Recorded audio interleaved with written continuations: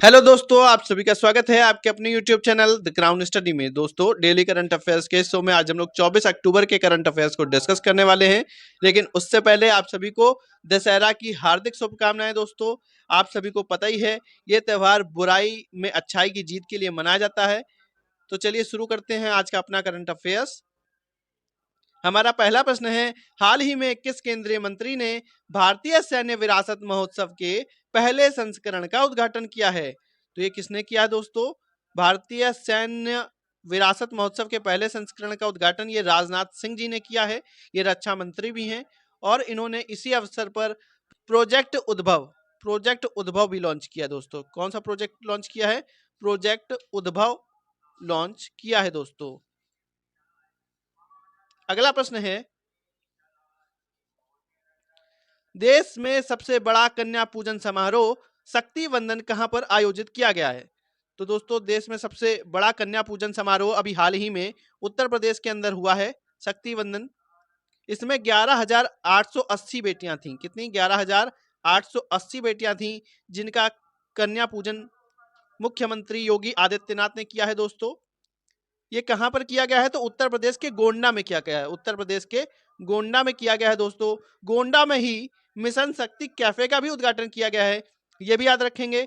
और उत्तर प्रदेश ने अभी हाल ही में एक अभियान लॉन्च किया था, स्वच्छ त्योहार स्वस्थ त्योहार अभियान, तो इसे भी याद रखेंगे। उत्तर प्रदेश की राजधानी लखनऊ है और यहाँ के जो गवर्नर हैं वो हैं आनंदीबेन पटेल। अगला प्रश्न है,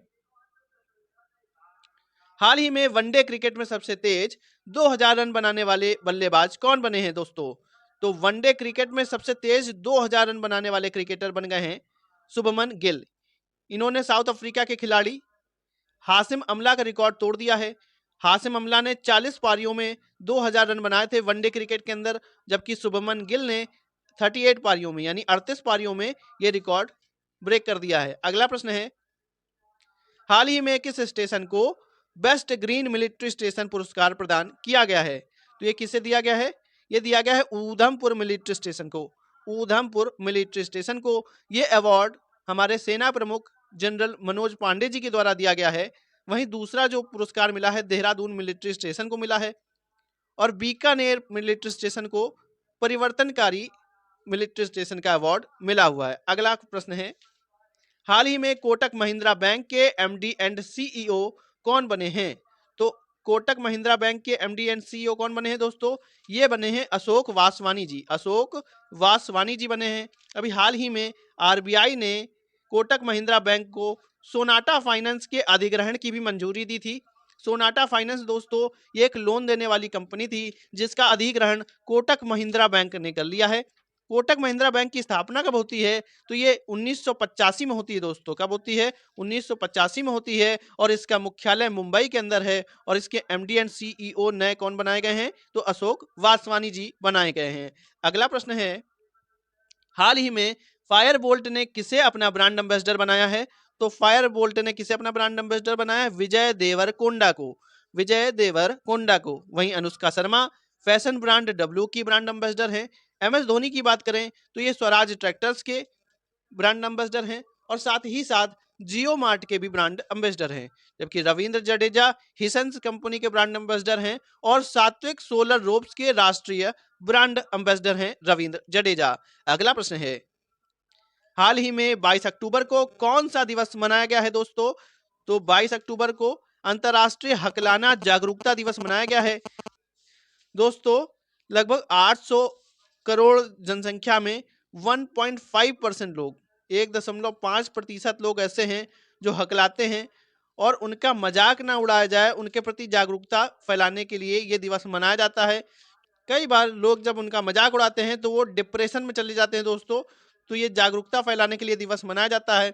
अगर बात करें अंतर्राष्ट्रीय गरीबी उन्मूलन दिवस की तो ये 17 अक्टूबर को मनाया जाता है। विश्व खाद्य दिवस ये 16 अक्टूबर को मनाया जाता है। दोस्तों, इंपॉर्टेंट भी है विश्व खाद्य दिवस। और विश्व सांख्यिकी दिवस ये 20 अक्टूबर को मनाया जाता है।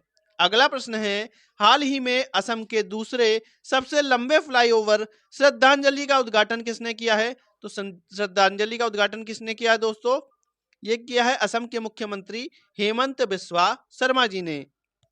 हेमंत बिस्वा शर्मा जी ने इसका उद्घाटन किया है। दोस्तों, ये जो श्रद्धांजलि है फ्लाईओवर, इसकी जो लेंथ है वो 2.28 किलोमीटर है। कितनी है? 2.28 किलोमीटर है दोस्तों। असम का सबसे लंबा जो फ्लाईओवर है नीलांचल, उसकी लेंथ 2.63 किलोमीटर की है। असम में एक वेरी इंपॉर्टेंट ब्रिज भी है, बोगीबील पुल, असम के ब्रह्मपुत्र नदी पर बना हुआ है। भारत का सबसे लंबा रेल रोड ब्रिज है, मतलब रेल ब्रिज भी है और रोड ब्रिज भी है साथ ही साथ में, और सबसे लंबा है भारत का, तो इसे याद रखेंगे। बोगीबील पुल कहाँ पे है? तो असम के अंदर है और ब्रह्मपुत्र नदी के अंदर है दोस्तों। अगला प्रश्न है, भारत मौसम विज्ञान विभाग आईएमडी के अनुसार कौन सा चक्रवर्ती तूफान बंगाल की खाड़ी से उठा है? तो बंगाल की खाड़ी से अभी जो तूफान उठ रहा है उसका नाम है हमून। हमून है, और इसका नाम किसने दिया है? तो ईरान ने दिया है। जबकि अगर बात करें भी हाल ही में अरब सागर से भी एक तूफान उठ रहा है जिसका नाम क्या है? तेज है, और इसका नाम भारत ने दिया है दोस्तों। अगला प्रश्न है, हाल ही में कौन सा देश अपतटीय पोत से विद्युत चुंबकीय रेलगन लॉन्च करने वाला प्रथम देश बना है?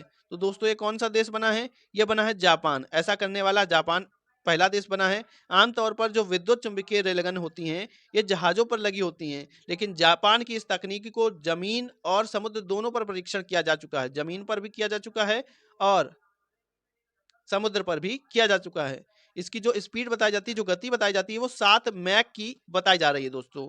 अगला प्रश्न है, हाल ही में भारत और मलेशिया के बीच हरिमाऊ शक्ति 2023 नामक सैन्याभ्यास कहाँ किया जा रहा है?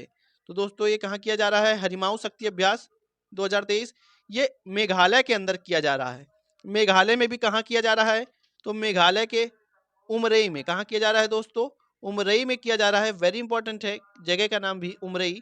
ठीक है, उमरई में एक और सैन्याभ्यास अभी हाल ही में किया गया जो कि एक्स संप्रीति था। एक्स संप्रीति नाम था उसका।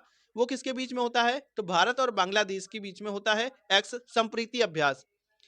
तो भारत और मलेशिया के बीच हरिमाऊ शक्ति 2023 नामक सैन्याभ्यास भी कहाँ हो रहा है? उमरई के अंदर हो रहा है। जो 2022 वाला संस्करण था दोस्तों, वो मलेशिया के ही अंदर हुआ था। कहाँ हुआ था?